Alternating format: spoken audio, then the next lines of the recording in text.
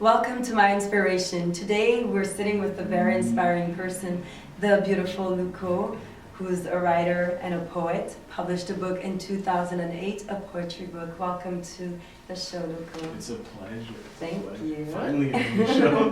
How are you today? How are you feeling? I'm good. A little bit cold, but it's okay. So talk to us a little bit about you. What, me? Yes. Okay, so obviously I'm Luco. Most people know me by that name, and I have a nickname Loco, which is the same thing, but I'm not crazy. And I grew up in Haiti, but I was born in Haiti. I came here when I was 14, and I started going to school. And at a young age, I fell in love with poetry. So then I started just writing anything that my brain tells me to illustrate on a book, on a paper, I do it. So basically that's what I do. I write poetry, I go to school, and I write music on the side, and I wrote a book, like you said, in 2008, and I'm writing my second book, and I'm actually done. Yeah. So it's a French book, and it should be out by next year, hopefully. That is awesome. So can we talk about that first poetry book in 2008? Yes. In high school, I used to write poetry, against teachers. I used to challenge teachers, So I write a poem, you write a poem. So we used to, especially English class. So what happened is I went into this contest called Poetry.com, and I won third place. And then the prize that I got was for me to write 3 books, and I'll get it for $1,000 each to publish it free and everything, the prints, the promotion, and then that's how I wrote the book. So I wrote it, my teacher corrected it, and a few friends of mine, and I published it. It was good. See, it's interesting because you're saying how when you would write your poetry, you would exchange with your professors. Yes. How has that influenced you, and how has that helped you to have people, mentors, that you could actually count on to help you with your poetry, at least to look over it? For me, I think everybody you meet is like a teacher, right? So you don't have to have a diploma to specify somebody you're the teacher. So for someone with a title as a teacher or professor that could work on my craft and then help me out, and also challenge me at the same time, because obviously their words are bigger than my words. And then they taught me a few lessons. I remember one teacher said, why don't you start reading the dictionary? And I started reading it, but obviously I didn't finish it. But then that helped me with my vocabulary and also with talking and writing. But basically I could just give me one title and I could come up with something just because those teachers inspired me so much, with my craft and in my work ethic to write poetry.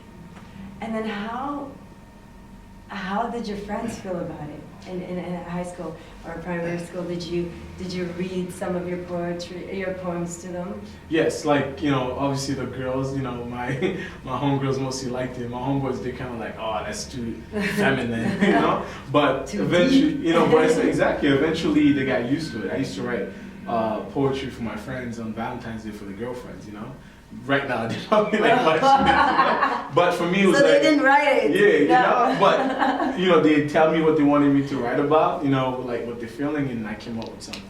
And I think it's beautiful, instead of come up with something you don't mean, but you got a friend that can help you out with what you're feeling, because obviously they're not that emotional to put on the paper. That expressive, yeah. Exactly. And then I'm kind of glad, I read to some of them, and some of them like it, some of them is just not their style or not what they preferred, right? But at the same time, I think with what other people say about my work, that's how they came to me. Like I said, for Valentine's Days, people you can write me something, don't tell my girlfriend, but I'm okay with that. I think it's beautiful.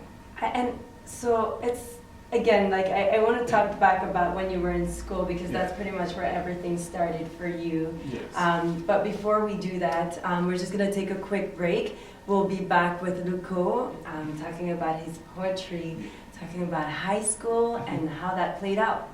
Thank you. You are watching MalaikaTV.com, the first Afro-Caribbean web television in Canada. New shows, new content, and a new image. Watch Malaika TV and enjoy your time. Hi, I'm Melissa, the commercial director of MalaikaTV.com, the first Afro-Caribbean web television. Would you be interested in having your commercial viewed by over 2,000 viewers and consulted in over 5,500 pages? If so, contact us at d.operation@malaikatv.com. Thank you for listening and stay tuned.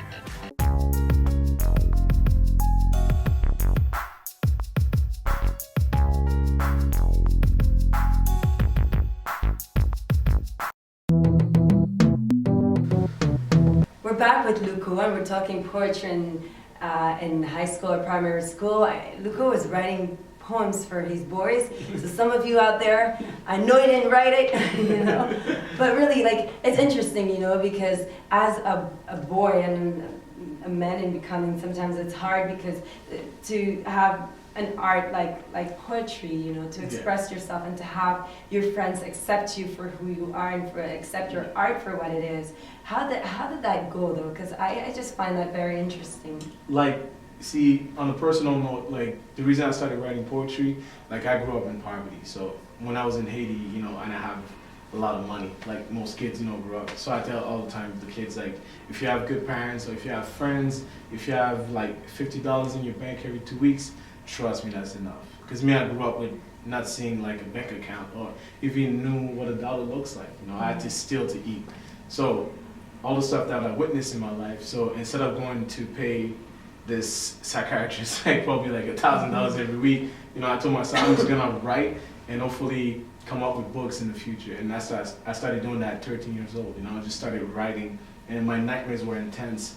So I used to wake up at night and write whatever I was dreaming about, and then that's what helped me to sleep after that, and also helped me to cope with like poverty and misery, because it was like the agony was so strong that even with love you couldn't outshine. Usually they say love is the greatest feeling in the world, but even with love, that couldn't outshine the misery and the poverty I grew up in. And then for me, poetry was that escape for me personally. So then when I started telling my friends about that, so my poem's not mostly about love, but mostly about pain, and then they were actually feeling a little bit, because some of them was from like Congo, Somalia, so they were feeling it, and that's how my poetry then really made me look like, oh my God, it's feminine, So that made them understand, what, it's cool to write, make Luca write for us, so that way, we could talk to them about stuff. Yeah.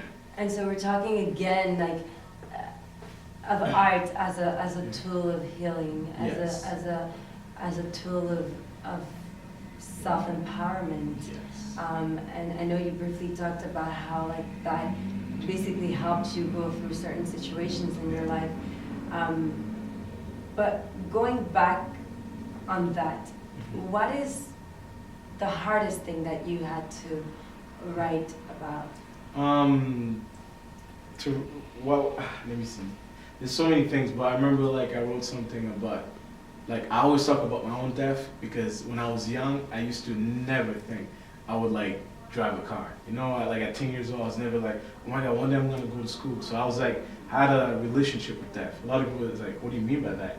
Because for me, like every nightmare, it's like Satan was calling me. The angel of death was like, you're gonna die either hungry, because I was starving most of the times, or either you're gonna get shot or killed, because I've witnessed friends get killed.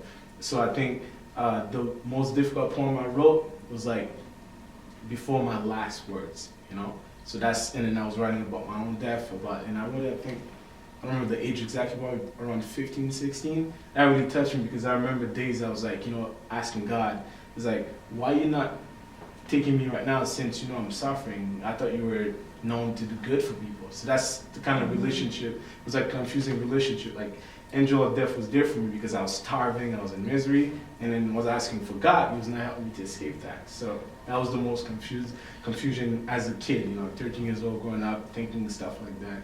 But when my mom got us here, I'm like, you know what? There's another world besides, poverty and misery in Haiti. And then that got me to understand what that made me think like a man, and also when I came here also to like, you know what? You can help other people. Instead of like picking up a gun or sell drugs, to see you from the ghetto, then you could just write and come up with stuff like that. And what would the young Luco that is back in Haiti, like 10, 11, 12-year-old, tell to the older Luco now? You made it. Even though, like, you don't have $1 million contract yet, probably, but you made it. You escaped death, you escaped misery. Now you hear what you do with it, I always tell people, like, remember where you're from. Even if you have all those friends around, if you don't remember where you're from, at the end of the day, like, you're nobody. I mean, your story is extremely inspiring. I mean, there's so much about you that we cannot cover in just one show, but we will take a quick break and we'll talk about inspiration right after. Good evening, ladies and gentlemen. I personally like to thank you for watching Luco's live show. It was a wonderful experience. Now, for the next season, we're going to be focused on experiences. with my old guests and new guests. We're going to talk about new experiences. It could be good and bad. Don't miss it every Monday, MalaikaTV.com. Hey guys, welcome to the second season of Maven Chronicles. I am your host, Grace Mayenen. Make sure you catch me every Wednesday on the Malaika TV network. I am talking to your local favorites about business and your story, so make sure you tune in and watch and see what the network is all about. Hi, I'm Melissa, the commercial director of MyLaikaTV.com, the first Afro-Caribbean web television. Would you be interested in having your commercial viewed by over 2,000 viewers and consulted in over 5,500 pages? If so, contact us at d.operation@malaikatv.com. Thank you for listening and stay tuned. Back with the beautiful Luco. Now talk to us about your inspiration. What inspires you, what drives you, and what inspired you to write your first book and now the second book that you just finished? Most importantly, my mother, because without my mom, I don't even think I would be here. Obviously, it takes a man and a woman to make a baby, but I did not believe the woman carried that for 9 months. So without my mother, I wouldn't be here. So everything I do, every time, I think about doing something better for myself, I think about her. What would she like for me to do for her if she was my age? And all she wants is to help people. So then I'm like, I'm just gonna write books to help people instead of trying to think about the money at first. Obviously I'm thinking about getting paid for that, but at the same time I'm thinking about the people first. And my inspiration comes from my mother, but second, the people that's interesting in reading my stuff. And how about for the young people? I mean, you're also, from what I see, a motivational speaker. Yes. These young people that want to write, that find poetry or other forms of art as a way to escape their reality at times, but that don't necessarily want to share it with others because they're afraid to be judged, What would be your words for these kids? Think about yourself first before you think about others, because even me at times, I must admit, just to show everybody, everybody's a weakness, right? My weakness, I always think about what others would think of me, but then as soon as I think about my mother, I don't care if they're gonna judge me. So that's the same words I could use to tell them, because at the end, people, when they see you doing something good, most people will never appreciate it. Like yourself, for example, I've seen you everywhere, but nobody ever told me Gwen was this big, person doing all those modeling stuff. I didn't know about that until I started listening when you talk in your shows, and I'm like, see? And I'm sure a lot of people around me know what you do, but it's probably will be the jealousy. At the same time, they're like, I can't do what she does, so I'm not gonna talk about it. But I feel like that's what you have to do for yourself. Talk about what you have, share with the world, and then let's say people like us will help you boost it up. It takes one person to give you a chance. It doesn't take the world to give you a chance. And it's really interesting that you're saying this, because as a community, sometimes we tend to not necessarily support each other in the best way. And we have a lot of kids that are talented kids, but that are not always able to share their talents with others. And sometimes it starts from home as well. And just to wrap up on this, I wish we had way more time to talk about that. But for parents who don't necessarily support their kids in the art that they choose to do, what would you tell these parents, the ones that say, no, you can't become a basketball player, no, you're not going to be a poet? What would be that one thing that you would tell these parents? Generation. It's a different generation. I understand that the mother wants the son to be a doctor, the daughter to be a dentist. 20, 30 years ago, that was you could do that if you would tell your kid that. But nowadays, you could do, like I said, you could model, you could run a runway, you could do what you do, And at the same time, I'm sure you could be the next doctor, next doctor if you wanted to. But parents have to understand that the only thing I can tell you, let your kid be who they want to be, especially if it's positive. Anything is possible when your kid has a different talent. Look at Michael Jackson, for example. He wanted to sing, he wanted to dance. Now he's dead, and people still think he's an idol, an icon. He was still there. So anything is possible is really the message that we're sending out today, and to be self-confident and to understand I mean, your value as well. Well, thank you so much, Luco, for coming to the show. I hope that you were inspired today because I was definitely inspired by your words. Thank you so much. No problem.